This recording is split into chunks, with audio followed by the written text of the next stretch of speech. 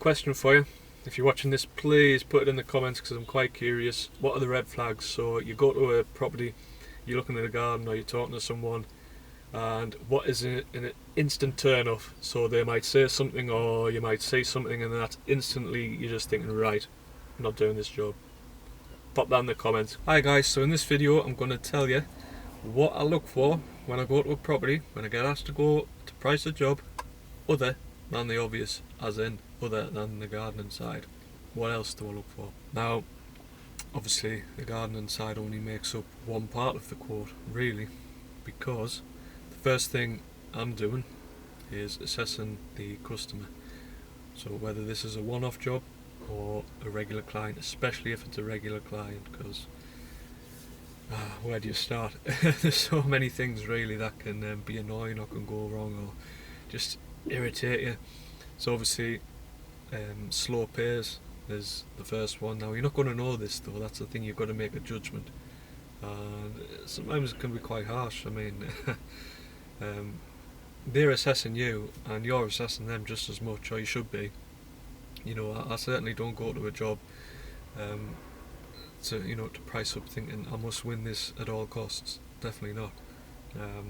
So that's the thing really, you're assessing them, and the best thing to do, or the best that can't even speak again. The best thing really is to get chatting to them. Talk to them about the garden obviously, and get specifics. That's sort of another thing on the gardening side. Get them to be as specific as you can, but chat to them about, you know, general things away from the gardening. One thing to probably ask them is, are you going to be in sole charge of the garden, or they're going to potter about and do bits and pieces, because you might not want them to get involved. You might have your way of doing things, they might be a hindrance, you know, albeit they might not, I'm not saying they'll be there at the same time doing it, but they might be doing things and you might have to be sort of sorting it out or cleaning up after their mess kind of thing. So that's important, but definitely assess them. 2, animals, and particularly dogs. Now I've done a video that's proved to be quite popular. I'll link that underneath. It's just about dog, well, I'm not giving it away, but I'm probably going to give it away. It's about dog poo and stuff, so yeah. So do they have dogs? Ask them as well if you can't see them. Say, do you have pets? Because that could be a big issue, especially when it comes to lawn care and things, and you want to obviously make clear that you know, you'll need to be picking up any dog mess and keeping the garden. I mean, lots of people in that video in particular, a couple of people had said like people are leaving like dirty nappies like in the garden and things. I mean, God, it's horrible.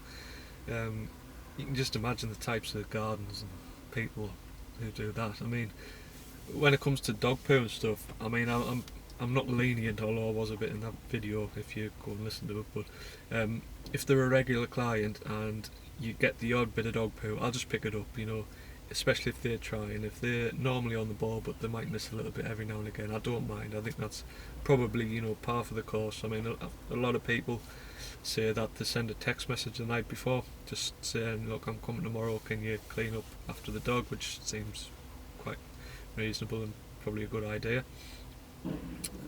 So yeah, so the first, assess them. Second, ask if they've got any pets, specifically dogs. Thirdly, when I'm going to a property, you're looking at access. Hopefully there's a back gate, side gate. I've got some regulars though that access through the garage, which provides a bit of a problem, you know, because they might have to be there, and then you can't be flexible with your times and stuff. So that could be a deciding factor. You might not want to mess about like that. It depends how you run your own business. Basically, it's you know, we're all kind of doing it differently or tailored to ourselves.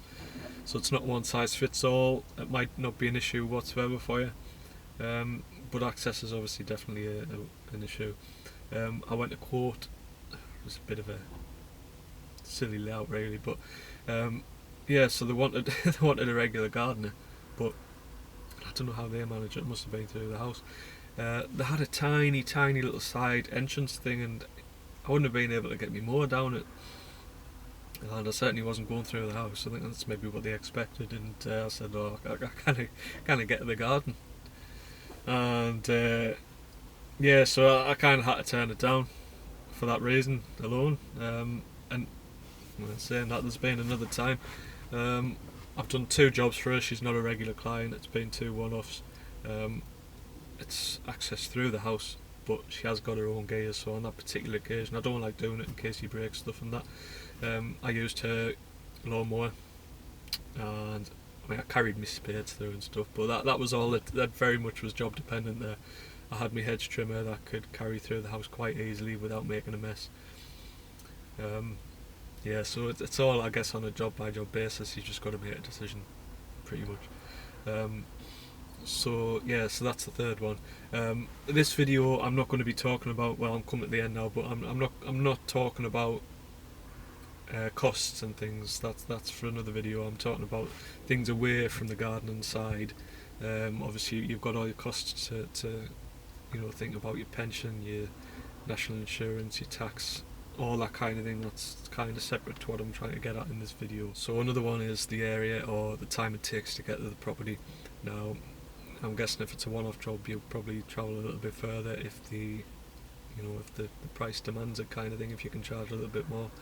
I try and keep your regulars in one place, or have one day you go to that area, that day you go to that area.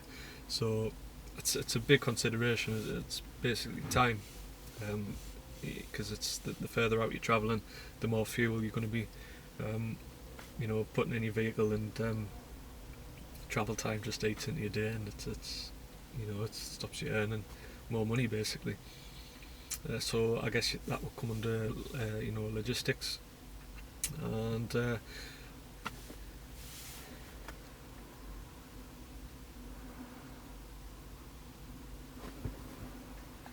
thanks for watching, guys. I'm sure I've missed stuff out. Pop it in the comments below, and hopefully I'll see you in the next one. Cheers, bye.